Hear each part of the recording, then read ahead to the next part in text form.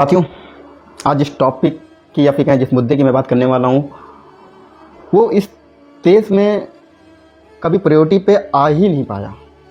हमारे समाज में उसकी प्राथमिकता तय ही नहीं हो पाई।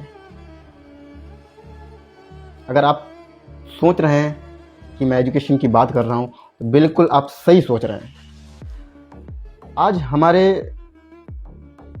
देश में बहुत सारे स्कूल्स हैं, प्राइवेट्स हैं, गवर्नमेंट्स हैं, अलग अलग तरह के हैं। लेकिन एक चीज़ ये भी नहीं छिपाई जा सकती कि हमारे देश में एक बड़ा हिस्सा गरीब मध्यम वर्गीय या फिर लोअर क्लास से बिलोंग करता है, जो कि अपने बच्चों के लिए महंगी शिक्षा अफोर्ड नहीं कर सकता है।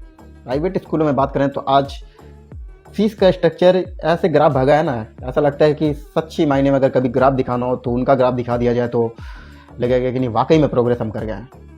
लेकिन हम उनकी बात नहीं करेंगे। आज हम बात कर रहे हैं एजुकेशन सिस्टम की, जहाँ पे जो 1/3 से भी ज़्यादा हमारे देश की जो बच्चे हैं गरीब मध्यम वर्गीय परिवारों के, जो सरकारी स्कूलों में पढ़ते हैं, उनकी डेफिनेटली सी बात है कि जब भी बात आती है सरकारी स्कूलों की तो लोग यही सोचते हैं कि लोअर प्राइमरी या फिर जूनियर में वही लोग एडमिशन कराते हैं जो वाकई में पैसा अफोर्ड नहीं कर सकते एजुकेशन के लिए, वही लोग कराते हैं। अगर ऐसा कहें तो कोई गलत बात नहीं होगी, क्योंकि सिंपल सी चीज़, आज के समय में महंगाई इतनी बढ़ गई कि खाना ही दुश्वार हो रहा है। तो बच्चों को इतने महंगे महंगे स्कूल में डालना, उनका पैसा, फीस, किताब, ड्रेस अफोर्ड कर पाना, आई थिंक एक नाको चने चबाने जैसा एक पेरेंट्स के लिए हो जाता है, गरीब गाँवों में, शहरों में भी। तो हम पूरी तरीके से गवर्नमेंट स्कूल पे आश्रित हुए, और होना भी चाहिए, क्योंकि जो गवर्नमेंट है, जो गवर्नमेंट स्कूल खुले, वो हमारे और आपके टैक्स के पैसों से ही हमारे कल्याण के लिए ही खोले गए। कि ये जो बच्चे हैं लोअर क्लास में, गरीब मध्यम वर्गीय, आर्थिक रूप से पिछड़े हुए बच्चे, वो यहाँ से पढ़ के एक प्रोग्रेस करके अपने परिवार, समाज, प्रदेश, देश का नाम रोशन करें जाके। इसी उद्देश्य से इनको खोला गया था।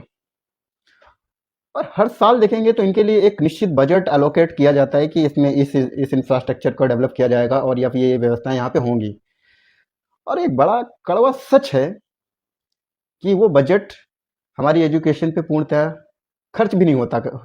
कई बार, या खर्च भी होता है तो जिस चीज़ के लिए वो दिया गया था, क्या वाकई में वो चीज़ वहाँ पे इम्प्लीमेंट हो गई, वो चीज़ बच्चों को मिल गई, उस स्किल सेट के साथ में वो लैब्स, वो चीज़ें तैयार कर दी गई वहाँ पे।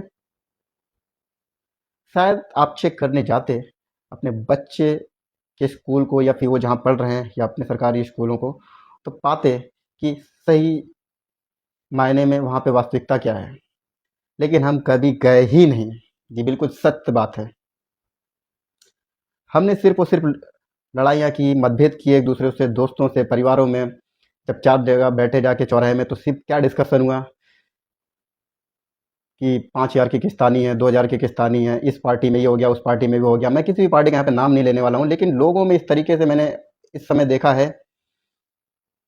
कि इस तरीके से वो पार्टियों के लिए लड़ जाते हैं, जैसे नहीं होता कि उनका घर का कोई पर्सनल कोई काम नहीं हो रहा हो तो वहाँ पे एक दूसरे का वो दब गया है मामला, जमीन जायदाद दबा ली है, 1 इंच नहीं होता, जैसे भाइयों में लड़ जाते हैं तो कट मर जाते हैं बिल्कुल, जैसे जाके उस तरीके से लड़ने लगते हैं, बिल्ली कुत्तों के तरीके। बुरा लग सकता है, लेकिन आई थिंक बुरा लगना भी चाहिए।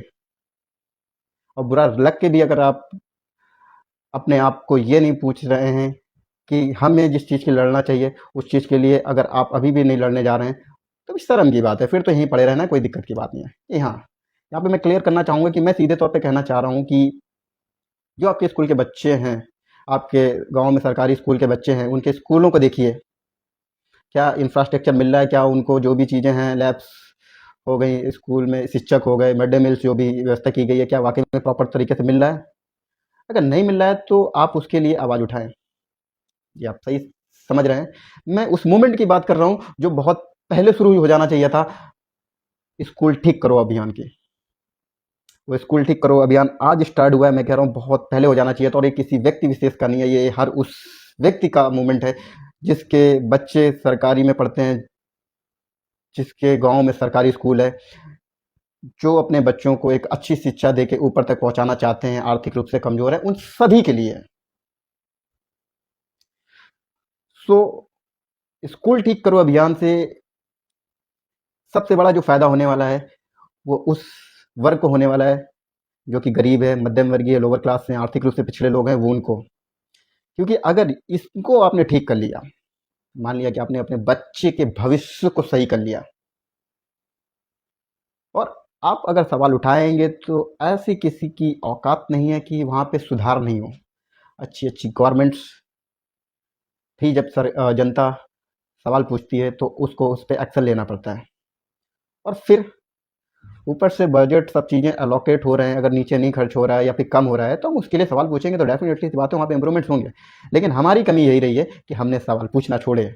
हमने अपने बच्चों के लिए जो चीज़ें सही हैं स्कूलों में उसको देखा नहीं जाके, कि क्या जो चीज़ें हमें बताई गई या जो चीज़ें एडवर्टाइजमेंट की जाती हैं उनको शिक्षा के लिए वो चीज़ें मिल रही कि नहीं मिल रही, नहीं मिल रही हैं, और उनको हमने चेक करना छोड़ा। इसी वजह से आज ये हालात हैं। तो इन हालात को इम्प्रूवमेंट करने के लिए ज़रूरी है कि आपको, जी हाँ आप सही समझ रहे हैं, आपको, हमको, इस समाज में जितने भी लोग हैं जिनके बच्चे सरकारी स्कूलों में या फिर ऐसे स्कूलों में पढ़ते हैं जहाँ का फीस जो भी है चीज़ें वो गवर्नमेंट से कंट्रोल्ड हैं, तो वहाँ पे जाके देखें चीज़ें और वहाँ पे सवाल उठाएं अगर कोई कमी दिख रही है तो, और उसको सुधार के लिए अग्रसित हो।